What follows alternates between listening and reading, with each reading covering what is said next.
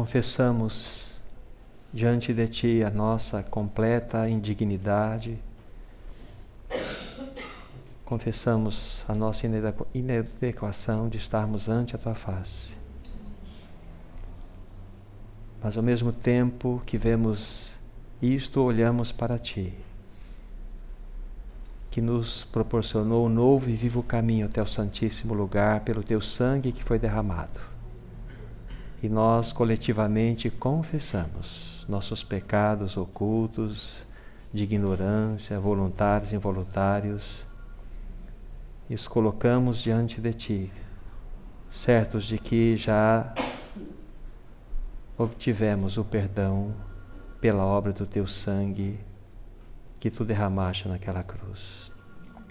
Nos ajuda nesta manhã, nos dirija pelo Teu Espírito Santo, para que em tudo Tu sejas honrado, sejas glorificado, para a glória de Deus Pai. Amém, Senhor. Amém.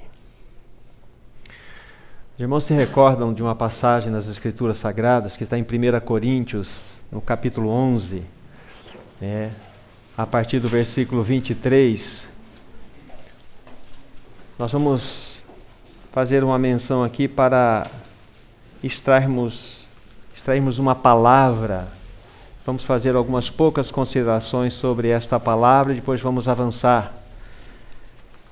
Então diz assim a palavra do Senhor, 1 Coríntios 11, 23 em diante. Porque eu recebi do Senhor o que também vos entreguei, que o Senhor Jesus, na noite em que foi traído, tomou o pão e, tendo dado graças, o partiu e disse: Isto é o meu corpo, que é dado por vós. Fazei isto em memória de mim. Por semelhante modo, depois de haver ceado, tomou também o cálice, dizendo: Este cálice é a nova aliança no meu sangue. Fazei isto todas as vezes que o beberdes, em memória de mim. Até aqui. Esta palavra memória é uma palavra tremendamente significativa para os nossos corações, porque foi um pedido do próprio Senhor Jesus Cristo. Aquele que hoje está sentado à destra da majestade nas alturas, Ele deixou muito mais do que uma ordenança, Ele deixou esse pedido que procede do seu coração, para que todas as vezes que nós nos reuníssemos, pudéssemos fazer lembrança dEle, pudéssemos fazer memória dEle e de algo muito específico, que é naquele momento que estaríamos partindo o pão e participando do seu cálice. O Rei da Glória tem um prazer neste momento. Ele fala, Ele nos ajuda para que nós sejamos aí despertados, para que sempre que nos reunirmos em torno da mesa, possamos trazer memória, lembrança no nosso coração de tão grande e sublime obra que Ele realizou por nós naquela cruz. Quantas vezes, irmãos e irmãs, nós temos esquecido do Senhor? Quantas vezes nós temos substituído os nossos interesses, as nossas escolhas, o nosso estilo de vida em detrimento desse momento tão sublime, tão maravilhoso? Quantas vezes nós temos deixado o Senhor de lado, mas Ele nunca se esqueceu de nós. Ele que na eternidade já nos tinha no seu coração, Ele que na eternidade passada, Ele pensava em nós, não somente isso, Ele nos amava em grau infinito. Ele nunca se esqueceu de nós, mas nós nos esquecemos dEle. Nós temos as nossas escolhas, nós temos nossos valores, nós temos tudo aquilo que favorece a nós mesmos. E nós nos esquecemos dEle. Mas Ele não se esquece de nós. E Ele nos ajuda para que, neste momento, possamos nos lembrar dEle, porque Ele quer se dispensar a nós no seu amor eterno, no seu amor infinito. Mas há algo, sim, que Ele se esquece, e se esqueceu. Foram das suas tremendas dores e profundos machucados que Ele recebeu sobre o seu corpo por causa dos nossos pecados e iniquidades. Ele esqueceu de todo aquele sofrimento dele, de toda a dor que Ele padeceu por nós. Ele se esqueceu, mas Ele não se esquece de nós. Ele deseja estar conosco. Ele deseja que nós tenhamos comunhão com Ele. Ele deseja que neste momento nós tenhamos uma única resposta no nosso coração, que é a adoração. E Ele quer se derramar a nós no seu amor eterno. Oh, irmãos e irmãs, como nós temos nos esquecido do Senhor. Como nós temos tantas prioridades e nós não temos o Senhor como nossa maior prioridade. Mas Ele quer que nós nos reunamos em torno da tua mesa, da mesa que é dele, da sua mesa, para nos lembrar, para trazermos este memorial no nosso coração.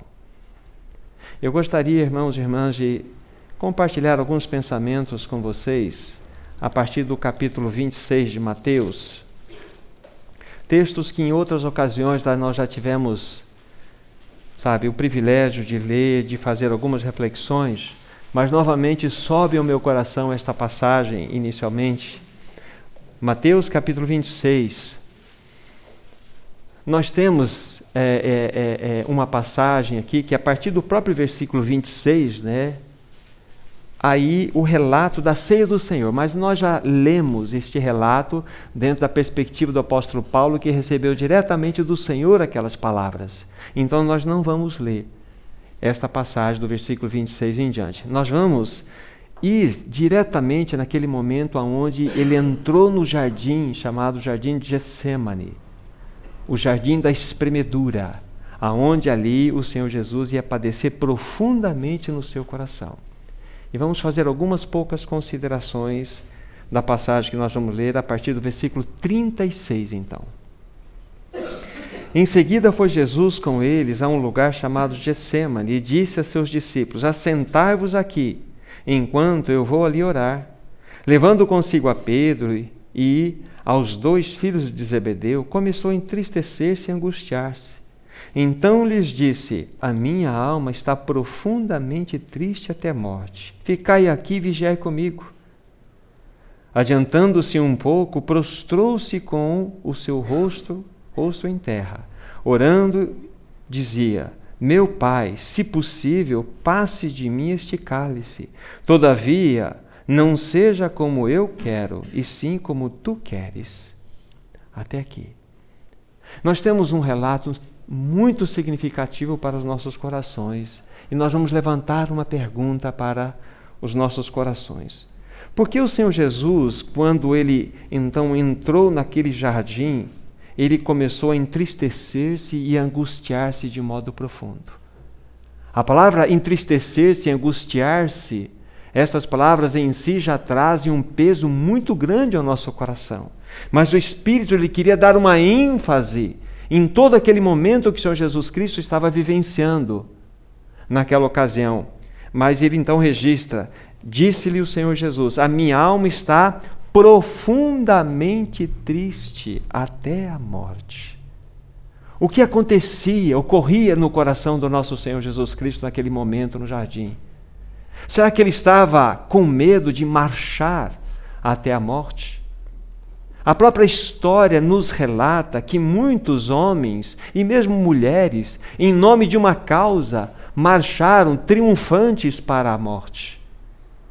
Não relutaram em marchar para serem mortos de maneiras tão agressivas. Os próprios cristãos, quando eram lançados nas arenas para serem comidos pelos animais, eles cantavam.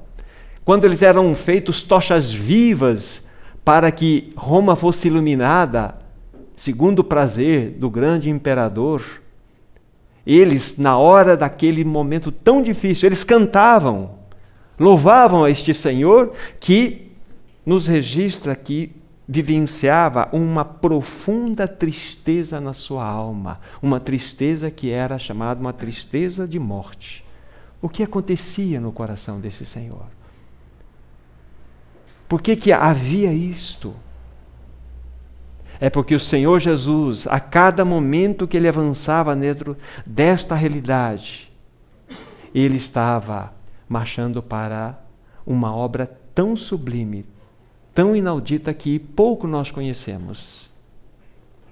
É como se ele fosse em direção a um manto de trevas do nosso pecado. Ele sabia que sobre ele, guarde bem essa palavra, seria imputado, seria atribuído, seria colocado, seria posto em sua conta todo o pecado desta humanidade. Ele estaria cumprindo aquele papel. Eis o Cordeiro de Deus que tira o pecado do mundo. E isso estava trazendo nele uma profunda agonia, porque os nossos pecados seriam colocados como um manto de trevas, mal cheiroso, sobre ele. Os nossos pecados, o pecado da humanidade seria imputado, colocado, atribuído, posto na sua conta. Então isso estava provocando no seu coração essa profunda dor, esse profundo sentimento de tristeza no seu íntimo. E ele sabia perfeitamente que quando sobre ele fosse colocado esse manto de pecado, que refere-se ao nosso pecado, ele experimentaria aquilo que em toda a eternidade ele nunca havia experimentado: a separação do seu Pai. E nós sabemos exatamente o momento em que aconteceu essa separação. Diz a palavra de Deus que perto da hora nona, quando ele estava crucificado lá, que é perto das 3 horas da tarde, ele gritou: Deus meu, por que me desamparaste? Ali o manto de trevas do nosso pecado havia sido colocado sobre ele. E isto provocou que houvesse uma separação de uma comunhão que estava estabelecida na eternidade entre um filho amado e um pai amoroso. Então o Senhor Jesus sabia muito bem o que estava acontecendo. Então a causa dessa tristeza é o meu pecado, é o seu pecado. Os nossos pecados seriam colocados sobre ele. E ele estava marchando para esse momento porque ele desejava no seu coração. Ele queria fazer isto por amor a nós. Apenas para nós fazermos uma observação dentro do cumprimento das Escrituras Sagradas, nós sabemos que o Senhor Jesus, por 3 vezes, ele vai ter esse momento de comunhão com o seu Pai, falando as mesmas palavras: se possível, Pai, passe de mim este cálice, contudo não faça-se a minha vontade, mas sim a tua vontade. Até que então, no término dessa oração tão angustiante, aí ele diz assim no versículo 46, levantai-vos, vamos, que eis agora o traidor já se aproxima.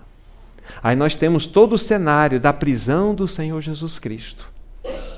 Versículo 50 diz assim, Jesus, porém, lhe disse a Judas que o traiu, amigo, a que vieste? Nisto, aproximando-se eles, deitaram as mãos em Jesus e o prenderam. E eis que um dos que estavam com Jesus, estendendo a mão, sacou a espada e, golpeando o servo do sumo sacerdote, cortou-lhe a orelha. Então Jesus disse, embainha a tua espada, pois todos os que lançam mão da espada, a espada perecerão. Acaso pensas, guardem isto, acaso pensas que não posso rogar ao meu Pai, e ele me mandaria neste momento mais de 12 legiões de anjos? Como, pois, se cumpririam as Escrituras segundo as quais assim deve suceder? Jesus sabia exatamente o motivo pelo qual ele havia vindo a este mundo. Ele sabia exatamente o motivo pelo qual ele estava padecendo aquela tão angustiante hora na presença do seu Pai com os seus discípulos que dormiram. Ele estava marchando para a cruz, desejando no seu coração isto. Ninguém o apanhou de surpresa. Ninguém o prendeu. Ele voluntariamente se entregou a esta prisão. Porque as Escrituras, segundo o seu desejo no seu coração e de seu Pai e também do Espírito Santo, precisava ser cumprida. E ele desejava isto. Ele desejava isto. Ninguém poderia lançar mão em Jesus se ele não deixasse. Todas aquelas atrocidades que fizeram com o nosso Senhor Jesus Cristo, todos aqueles machucados, todos aqueles açoites, tudo aquilo que fizeram com ele, fizeram porque ele assim o permitiu. Ninguém poderia tocar nele, ninguém. Mas ele se entregou voluntariamente por causa do nosso pecado.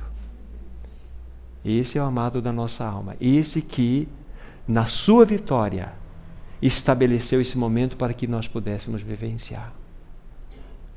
Mas na sequência, né? Nós já fizemos a consideração daquele aspecto das 12 legiões de anjos que poderiam imediatamente socorrer ao Senhor Jesus. Ele poderia acabar com toda a situação num piscar de dedos, ou num piscar de olhos, num estalar de dedos, mas ele se rendeu.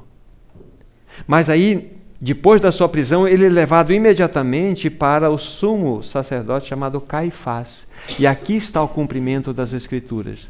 Nós sabemos que ele é levado, a partir do versículo 57, nós temos isto. E lá ele vai ser interrogado. E dentro desse interrogatório, nós vamos pegar apenas alguns poucos versículos. A partir do versículo 63, nós temos um cenário interessante, que é o cumprimento da palavra de Deus.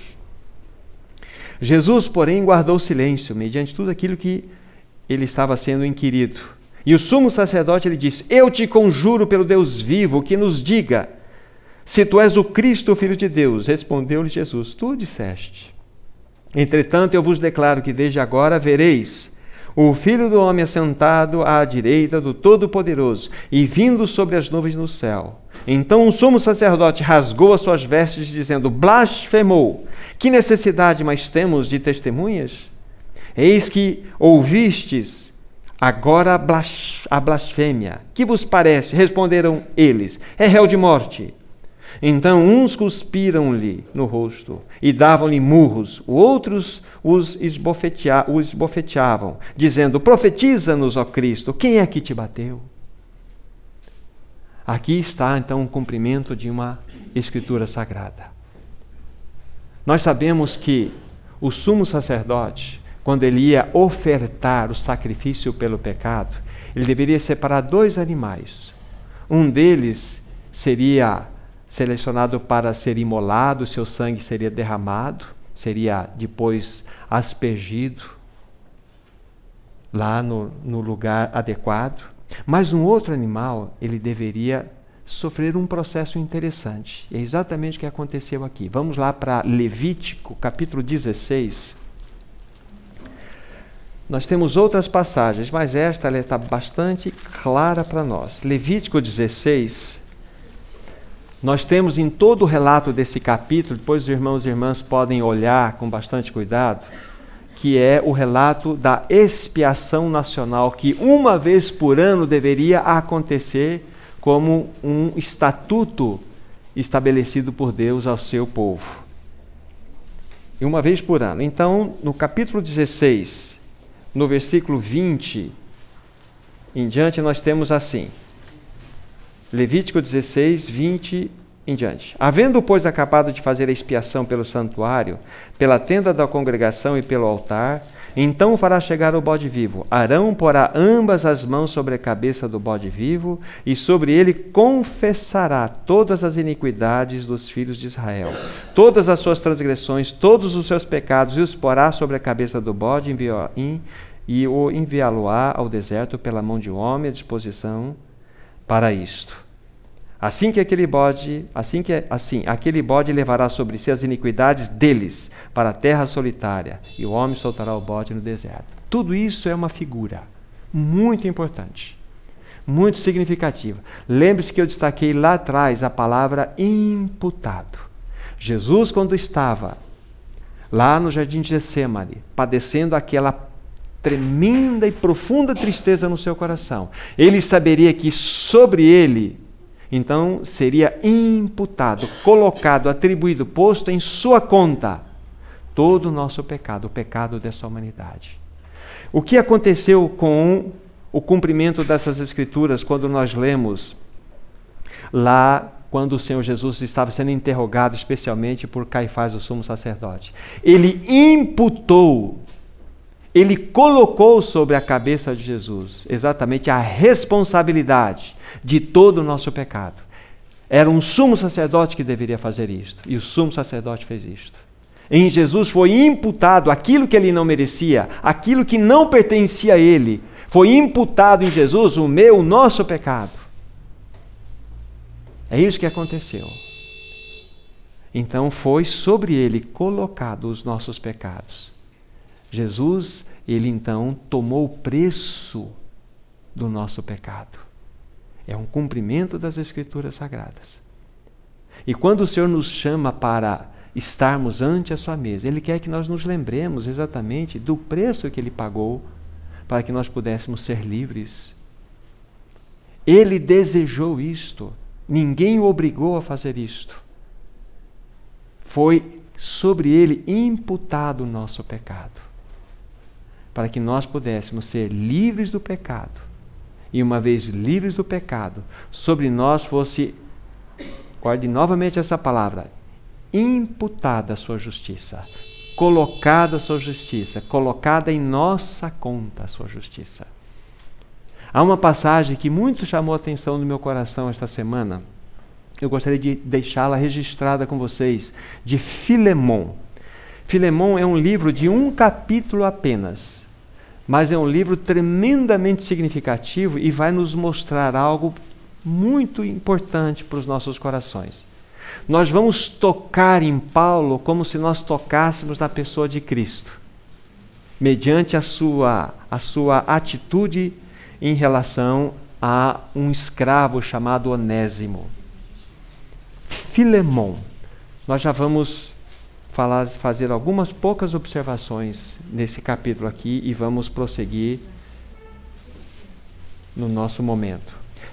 Só para que os irmãos entendam, Paulo estava preso em Roma, na sua primeira prisão, e ele escreveu neste momento 4 cartas: Efésios, Filipenses, Colossenses e Filemão, essa carta pessoal. Filemão fazia parte daquela realidade da igreja em Colossos. A igreja de Colossenses, na realidade, se reunia na casa de Filemão. E aqui ele escreve essa carta porque houve um problema. Esse irmão chamado Filemão tinha um escravo chamado Onésimo. E esse Onésimo, ele não só roubou Filemão, como fugiu e foi para Roma.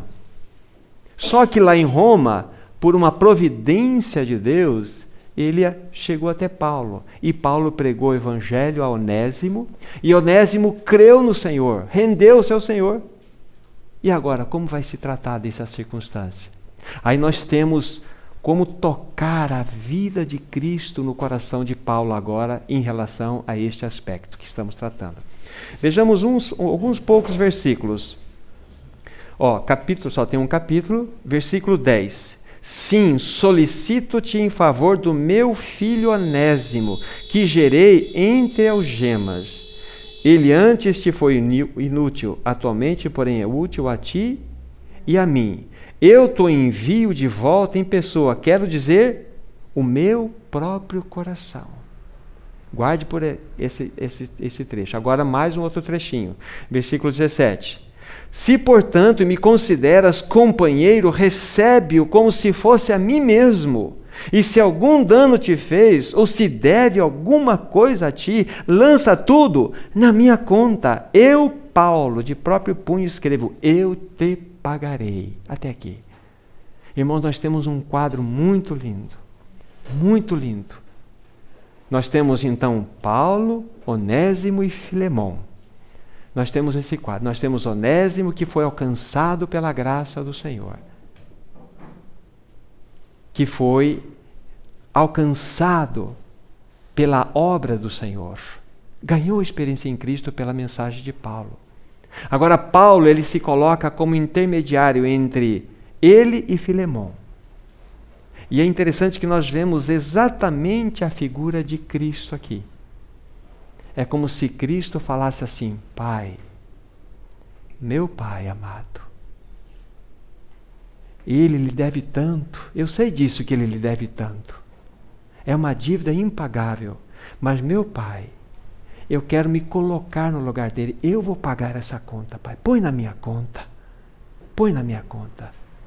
Foi exatamente isso que aconteceu na obra redentora. O Senhor Jesus se colocou entre cada um de nós, o seu Pai e a realidade dele mesmo. Pai, coloca na minha conta. Essa expressão, coloque na minha conta, eu te pagarei, é exatamente impute na minha conta. Põe, atribua isto a mim. É eu que vou acertar isto. E não somente isso, pelo aspecto reconciliatório significa o quê? Que a justiça de Paulo foi colocada sobre Onésimo de tal forma que houve uma reconciliação perfeita com Filemão. É assim que aconteceu conosco. Foi imputado sobre Jesus Cristo algo que ele não merecia, que foram os nossos pecados. E foi-nos dado, foi-nos imputado uma justiça que nós também não merecíamos. A justiça de Cristo. Por isso que Ele é a nossa justiça. Ele é a nossa justiça. Esse é o amado da nossa alma. Então, irmãos e irmãs, quando nós nos reunimos diante da mesa, devemos trazer no coração, sabe? Uma profunda gratidão, palavras de adoração, de reconhecimento. Sabedores, irmãos e irmãs, de que Ele nunca se esquece de nós. Ele esqueceu de todas as suas dores, de todo o mal que Ele sofreu em nosso lugar. Mas Ele não se esquece de nós. Ele quer que nós estejamos juntos em torno da sua mesa, para nos lembrar dEle, para que Ele possa dispensar o seu amor para nós. Nós temos tanto motivo de agradecê-lo. Um deles é que nos foi imputada a sua justiça. Ele é a justiça de Deus. Então que nas nossas expressões, nas nossas leituras, nós possamos de fato estar aí dizendo a Ele, falando a Ele o quanto Ele é importante para nós, o quanto Ele é maravilhoso, o quanto nós o amamos. Então a Ele, irmãos e irmãs, toda a glória, toda a honra e todo o louvor. Bendito seja o nome do Senhor. Amém, Senhor.